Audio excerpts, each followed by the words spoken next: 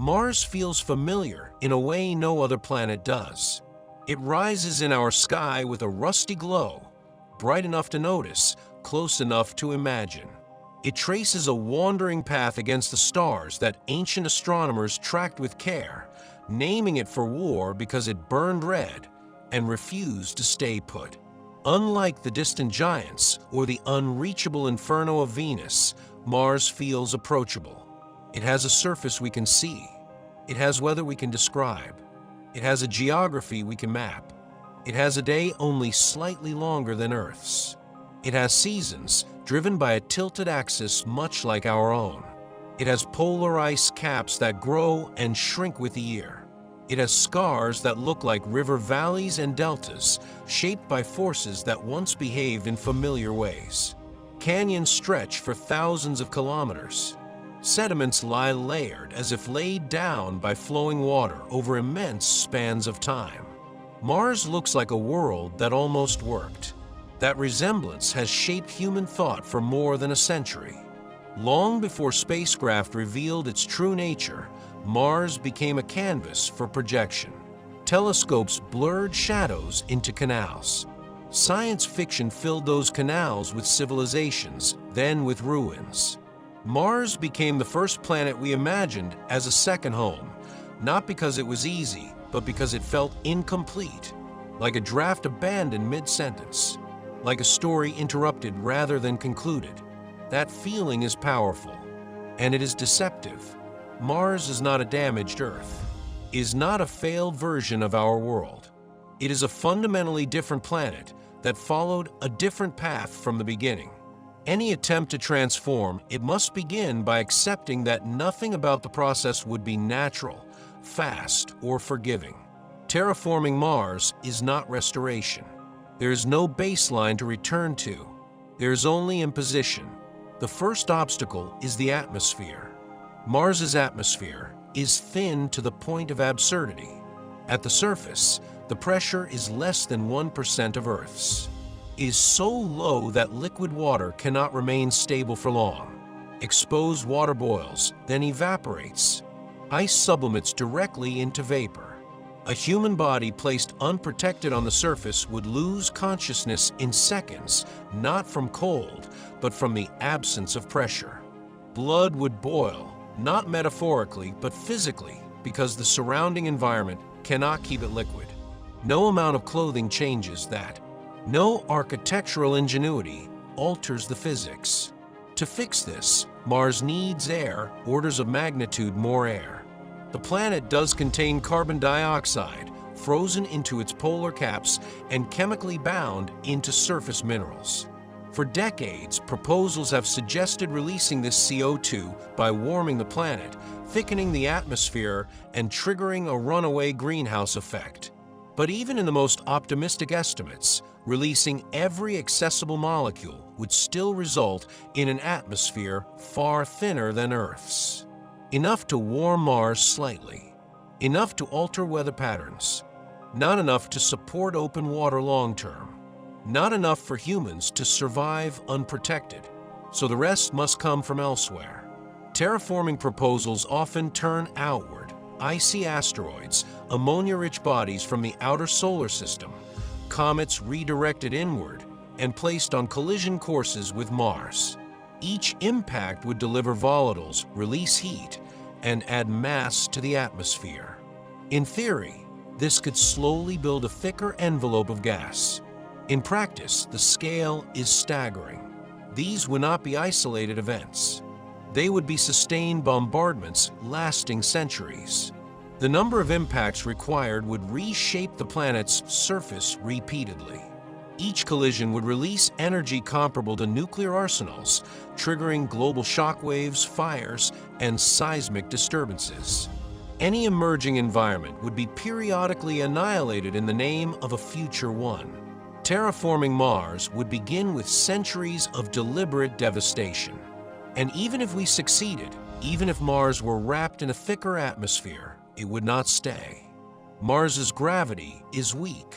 Its escape velocity is low enough that atmospheric particles drift away into space over geological time. Worse still, Mars lacks a global magnetic field. Without that invisible shield, the solar wind interacts directly with the upper atmosphere, stripping particles away atom by atom. This process has been observed. It is not theoretical. Mars is still losing atmosphere today. Terraforming Mars is not about creating an atmosphere. It is about fighting loss forever. Which brings us to heat. Mars is cold not only because it is farther from the Sun, but because its atmosphere cannot trap warmth. Even with increased pressure, the planet would remain frigid without a powerful greenhouse effect, far stronger than Earth's. Simply adding gas does not guarantee habitability. Some concepts propose releasing artificial greenhouse gases, engineered molecules designed to trap infrared radiation far more efficiently than carbon dioxide. Others imagine orbital mirrors, vast reflective structures positioned in space to redirect sunlight toward the planet, concentrating heat where it is needed most. These are not megastructures in the romantic sense. They are industrial systems on a planetary scale. They would require constant alignment, constant energy input, constant maintenance, constant human or post-human oversight. There would be no moment when the work is done. And warming Mars introduces a cascade of consequences. As temperatures rise, ice begins to melt. Water locked in polar caps and underground reservoirs migrates outward. Rivers could return, carving new channels through ancient rock. Lakes could pool in lowlands. Possibly even shallow seas could form, reflecting sunlight beneath a pale sky. This is often portrayed as the moment Mars becomes alive again. But water is not stability. Without sufficient atmospheric pressure, it evaporates. Without ozone, it is broken apart by radiation. Without a magnetic field, its hydrogen escapes into space. Mars would bleed water unless actively protected, which leads to one of the hardest problems of all, radiation. Earth's magnetic field is an invisible structure we rarely think about, yet it makes complex life possible. It deflects charged particles, reduces atmospheric erosion, and limits radiation at the surface. Mars once had such a field. Early in its history, its molten core generated a dynamo similar to Earth's. Then the core cooled. The dynamo shut down. The shield vanished. Recreating it is not trivial. One proposal involves placing a massive artificial magnetic generator at the Mars Sun L1 point, creating a magnetic bubble that would deflect solar wind before it reaches the planet. In theory, this could slow atmospheric loss and allow a thicker atmosphere to persist. In practice, it would require enormous energy output continuously. Failure would mean rapid degradation. There would be no grace period. Terraforming Mars would create a planet dependent on infrastructure for its very existence. A world that must never be abandoned. Then comes time. Planetary transformations do not operate on human schedules. Even aggressive intervention would take centuries to show meaningful results. Ice melts slowly. Atmospheric chemistry evolves gradually. Climate systems oscillate, overshoot, collapse, and restabilize if they stabilize at all. Terraforming Mars would outlast governments.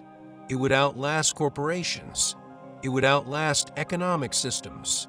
It might outlast the cultural frameworks that justified it in the first place. The people who begin the process would never live to see its completion.